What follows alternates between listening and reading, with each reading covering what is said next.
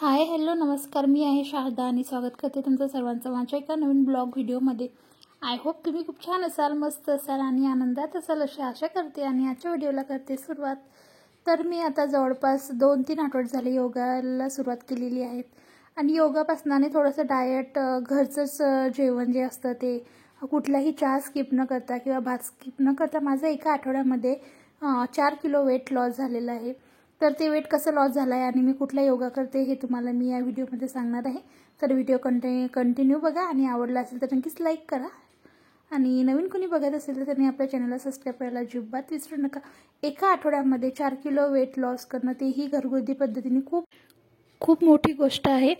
तर मी ना योगापासून बिगिनर्सपासून म्हणजे सुरुवातीपासून मी योगा सुरू केलेला आहे। तर हा जो योगा आहे हा स्टार्टिंगचा योगा आहे, म्हणजे आपले जे मसल्स आहे ते रिलॅक्स करण्यासाठी किंवा योगा चालू करायच्या आधी आपल्याला हे छोटे छोटे योगासन आहे ते करायचे आहे। तर मी योगामध्ये लोम विलोम, कपालभाती, परत बटरफ्लाय आसन, हे आसन आवर्जून करते आणि हे जे तुम्हाला मानेचं जे करते आहे ते 4-5 वेळा अँटी क्लॉकवाईज, 4 ते 5 वेळा क्लॉकवाईज असे फिरवते, जेणेकरून आपल्या ज्या मानेच्या नसा आहेत किंवा पाठीच्या नसा आहेत त्या मोकळ्या होतात आणि आपल्याला कुठलंही एखाद्या वेळेस असतं ना की आपण उठता आपलं अंग हलकं पडतं, मग एखाद्या वेळेस नस दबते, तर ते अजिबात होत नाही। तर त्याच्यासाठी आपल्याला 4 ते 5 वेळा मान क्लॉकवाईज, 4 ते 5 वेळा अँटी क्लॉकवाईज अशी फिरवायला पाहिजे आणि त्याच्यानंतर मग करते आहे मी लोम विलोम,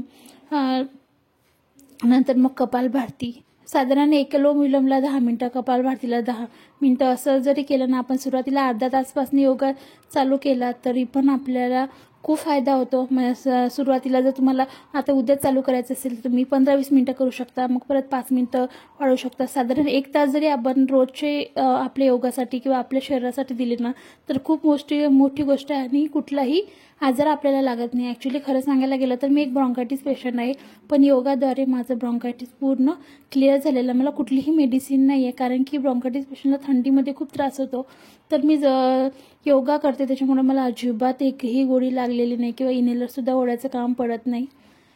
आणि वेट लॉस करायला गेलं तर मी चहा वगैरे पण पिते, परत भात पण खाते, पण सुरुवातीला जो 3-4 वेळा चहा घ्यायची मी दिवसातून, तर ते आता 2 वेळा चालली, म्हणजे सकाळी चहा पिते आणि संध्याकाळी।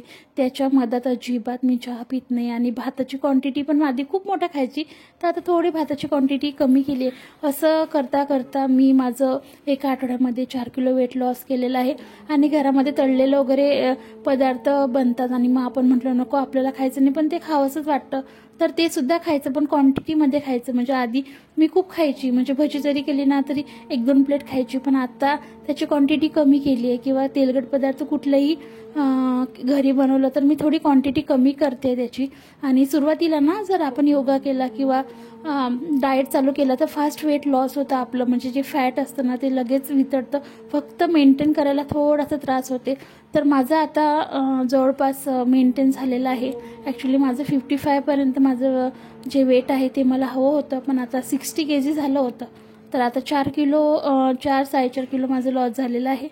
तर हे छोटंसं डाएट प्लॅन होतं आणि जर डिटेल जर तुम्हाला डाएट प्लॅन पाहिजे असेल तर नक्कीच मला व्हिडिओच्या खाली कमेंट करा।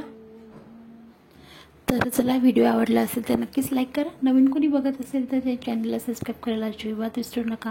आणि जर तुम्हाला डिटेलमध्ये पाहिजे असेल तर मी कसं एका आठवड्यामध्ये 4 किलो वेट लॉस केलं हे जर पाहिजे असेल तर नक्कीच मला कमेंट करा, मी नेक्स्ट व्हिडिओ याच्यावरती डिटेलमध्ये घेऊन येईन।